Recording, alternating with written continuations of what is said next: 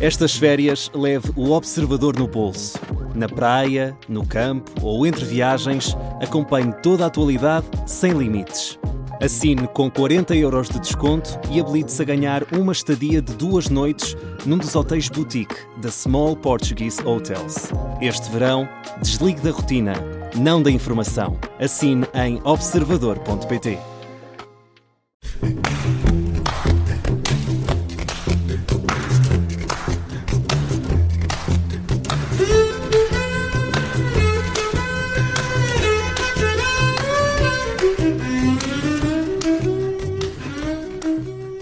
Boa tarde, bem-vindos a mais uma edição do Porque Sim Não é Resposta, com o psicólogo Eduardo Sá.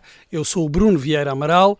Hoje eu tenho muita curiosidade, Eduardo, boa tarde, devo confessar, com este tema. Somos todos mães judias? É que isto da mãe judia entrou na cultura popular há relativamente pouco tempo, vindo muito dos Estados Unidos e autores como Philip Roth ou como Woody Allen no cinema. Portanto, é algo que não está ainda bem enraizado na nossa cultura, mas que já temos alguma ideia do que seja. Afinal, o que é esta forma de maternidade ou de parentalidade do povo judeu, das mães judias? Olá, Bruno. É mais uma forma de nós irmos buscar uma realidade cultural e à nossa volta para tentarmos caracterizar um tipo de maternidade que vai ganhando forma e que de algum modo caracteriza bem as mães de hoje em dia. Vamos lá ver, as mães sempre foram aquelas pessoas atentas, dedicadas, prontíssimas a sacrificarem muitas vezes a sua autonomia e até a sua vida social por aquela criança, aquele bebê, e portanto este lado das mães é de facto muito bonito. E eu não acho que seja um exclusivo das mães judias, é um exclusivo das mães, digamos assim. Um dia vamos ter que falar dos pais em relação a isto, porque porventura não serão tão diferentes, embora isto se manifeste de maneiras distintas. E portanto, aquilo que nós hoje temos é uma versão de mães que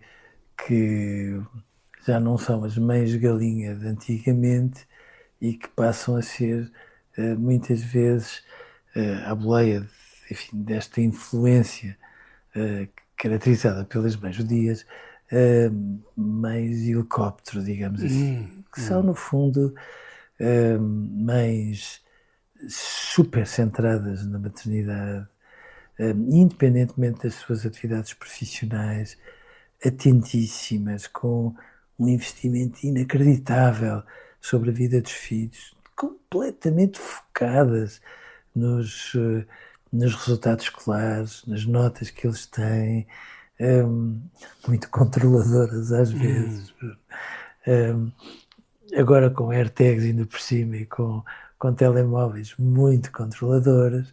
De antes, as mães galinha diziam: bom, o que eu gostava era de ser mosca. Agora não precisam de ser mosca, sabem? Agora tem, mais ou menos em tem os tempo real, instrumentos técnicos, tecnológicos. E portanto são mães, ponto final, na sua dimensão mais bonita. O que é que isto muitas vezes tem de escorregadio? É que esta versão de mães está também muito influenciada pelas redes sociais. E as redes sociais trazem permanentemente apelos, propostas, tutoriais, tudo o que lhe passa pela cabeça sobre as atitudes que se devem esperar de uma mãe. E é aqui que eu acho que as mães ficam perdidas entre o passado e o presente. O passado tem a ver com este lado atento, hipervigilante, completamente comprometido, empenhado. O presente tem muito a ver com esta necessidade destas mães, às vezes não imporem limites, nem obrigarem, não dizerem tantas vezes que não quererem escorregar para o lado da gritaria e quererem ser mais doces, darem muito mais explicações sobretudo, e mais alguma coisa, irem à boleia do ritmo dos filhos, como se antes as mães, coitadas, impusessem ritmos que não tivessem nada a ver com eles, o que não é de todo verdade. E, portanto, às vezes ficam perdidas neste meio, nesta terra de ninguém. E é importante, às vezes, nós conversarmos acerca disto, porque as mães, as judias e as outras, sempre foram pessoas completamente, apaixonadamente envolvidas na maternidade, mas às vezes com tantos tutoriais, tantas regras, tantas propostas, tantas coisas. Tantas fórmulas. Muitas vezes aquilo que acabamos por ver são fórmulas que as mães e os pais, muitas vezes também, procuram seguir, esquecendo aquilo que há de singular em cada relação entre mães e filhos.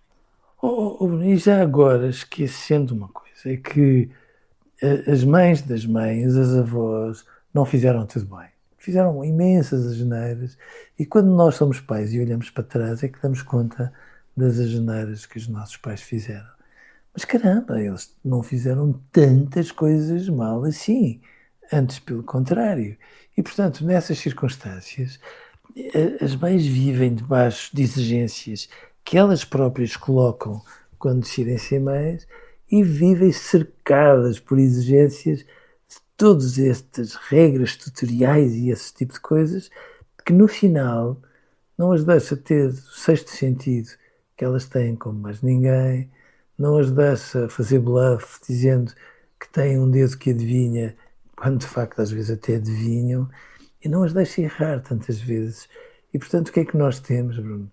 Aquelas mães que todos nós já ouvimos à nossa volta, que são aquelas pessoas ótimas, que nos dizem, olha, eu já tentei tudo, e quando eu vejo uma mãe dizer isso, significa que ela de facto andou perdida por imensas coordenadas, sem que a bússola estivesse ali, e portanto, às vezes nem sempre esta informação as capacita, às vezes antes pelo contrário, só complica, e é bom dizermos isto com clareza, para que as mães não se sintam envolvidas numa culpa de quem dá tudo e às vezes parece não fazer nada como deve ser. Fazem coisas magníficas o tempo todo e, portanto, não são tão diferentes das mães judias e das mães da humanidade.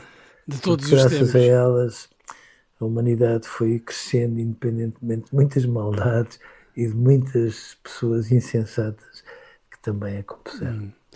Não há aqui algo potencialmente perigoso neste cruzamento entre um desejo de controlo, e não só controlo dos filhos, controlo do comportamento enquanto mães, e aquilo que podemos dizer que é assim, uma espécie de relaxamento nas regras em relação aos filhos, ou seja, haver um controlo, um desejo de controlo excessivo, e ao mesmo tempo relaxar um pouco as regras para os filhos.